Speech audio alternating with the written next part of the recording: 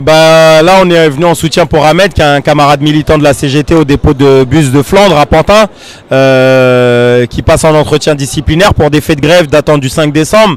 Donc déjà, on voit toute la faiblesse de la direction, c'est qu'elle a peur en réalité lorsque tu convoques quasiment 2 mois après pour des faits de grève du 5 décembre, c'est que tu as peur en fait de convoquer quelqu'un en pleine mobilisation.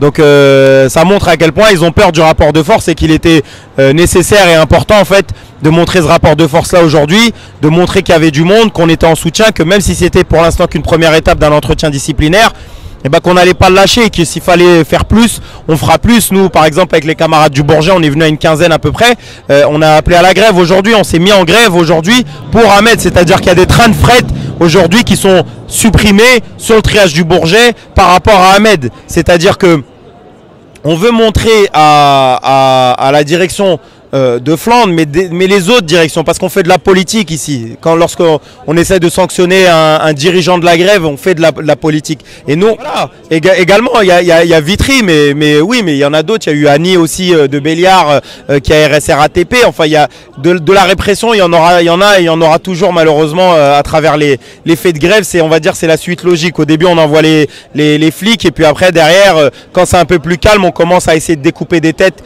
et leur enlever leur emploi. Donc nous, on est venu en tout cas montrer aujourd'hui à cette directrice-là de ce dépôt, de dire que voilà, maintenant les décisions que vous allez prendre dans n'importe quelle entreprise, elles auront des conséquences sur les autres.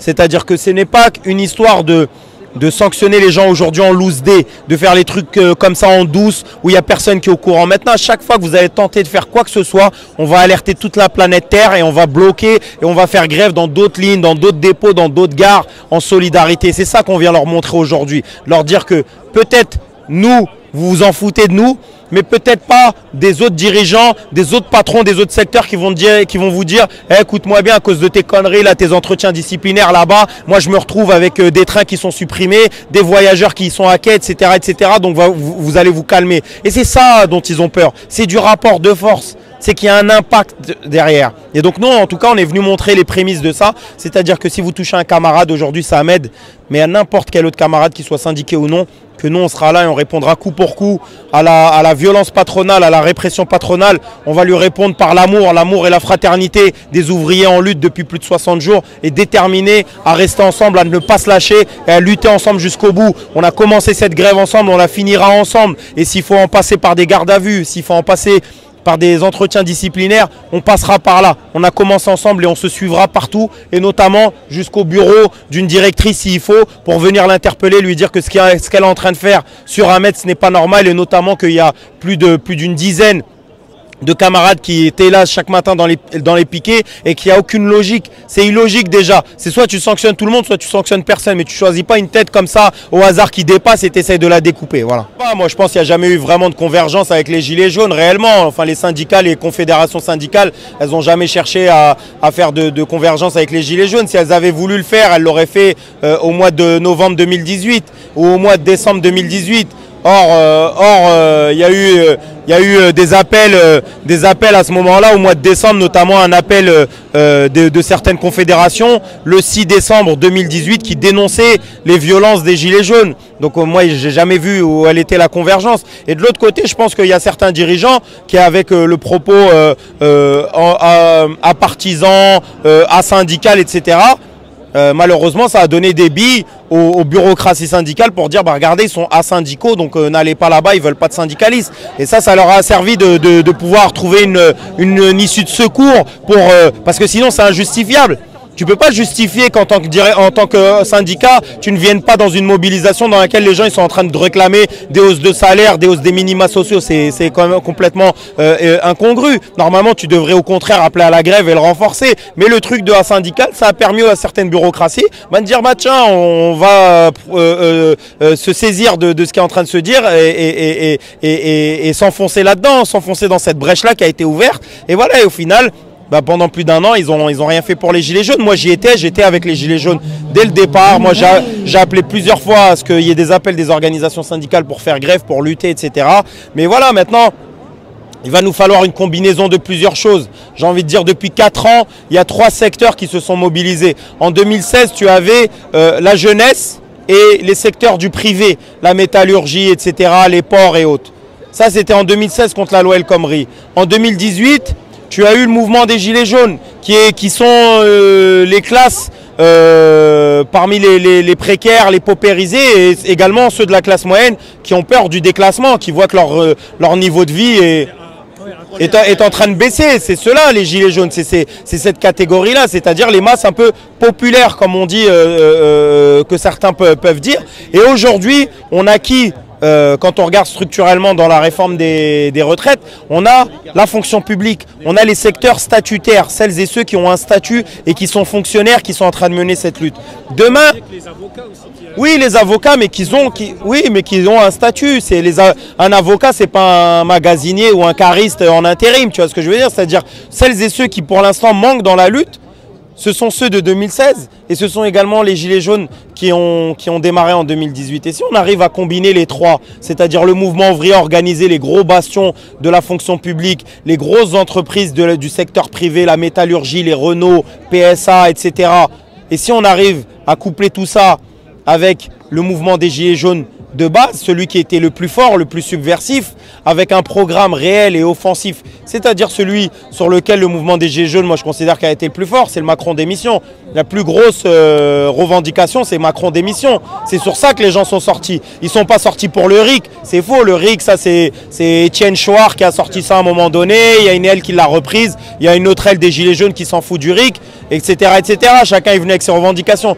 Mais ce qui a fait que le 17 novembre, il a existé et que les autres journées, c'est Macron démission. Parce que le Macron démission, derrière le personnage, parce qu'on pourrait se dire, ouais, mais le problème, c'est pas Macron, c'est le pouvoir. Ça pose cette question-là. Ça pose les prémices d'une révolution en réalité. Lorsque tu remets en cause le pouvoir, bah, tu remets en cause également qui doit le détenir.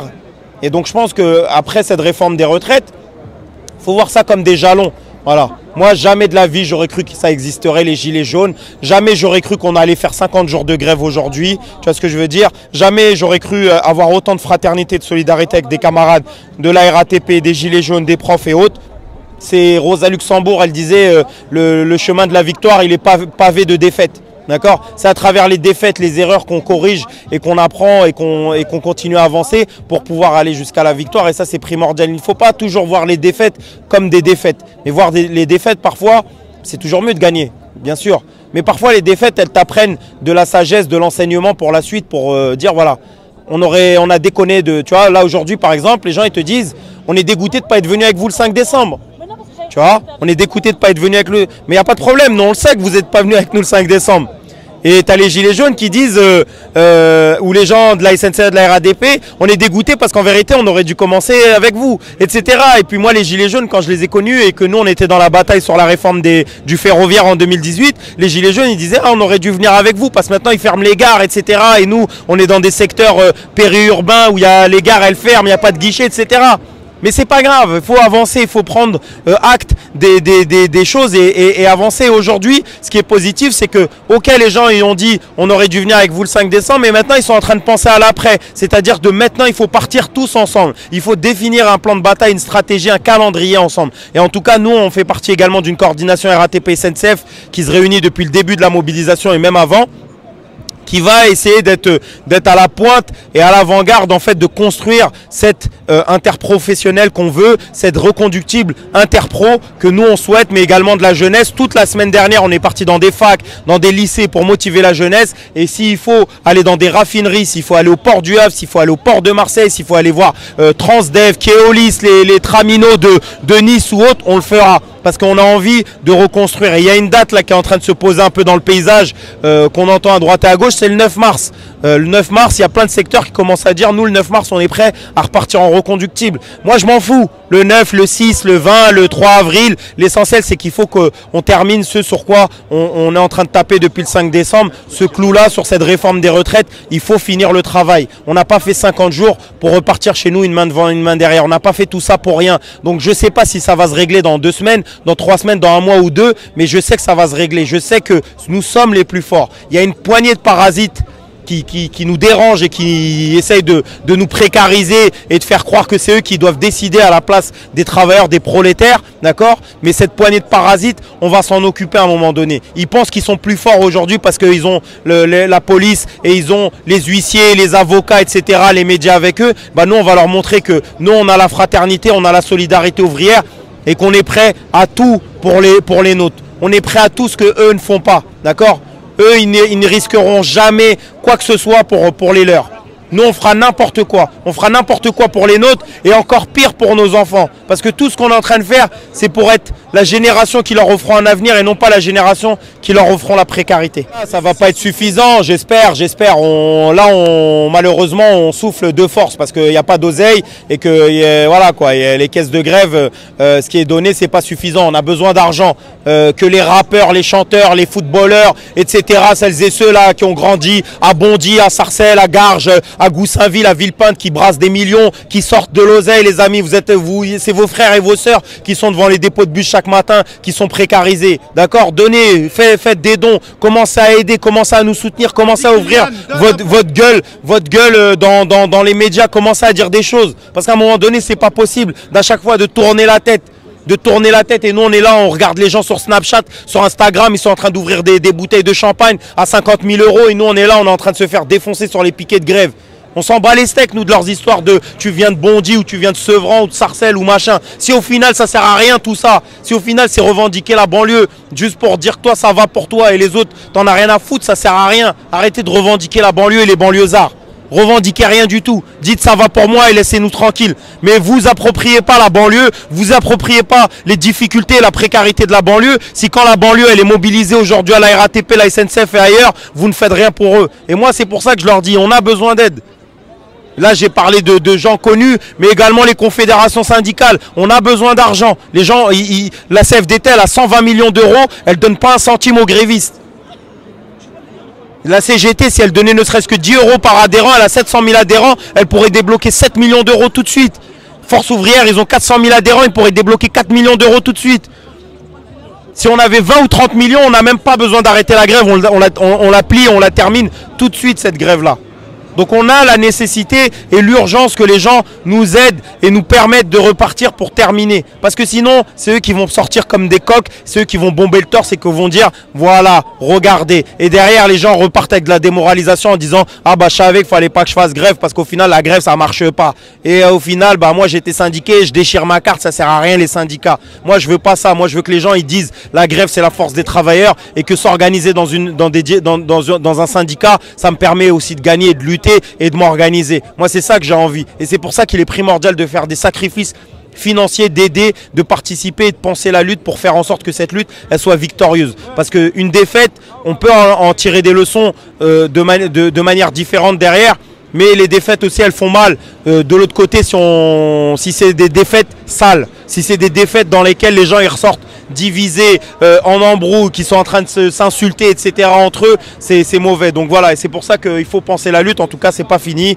On lâche rien. On est le 3 février, voilà, et puis on va essayer de reprendre très rapidement. Donc voilà, force à tous et puis on continue.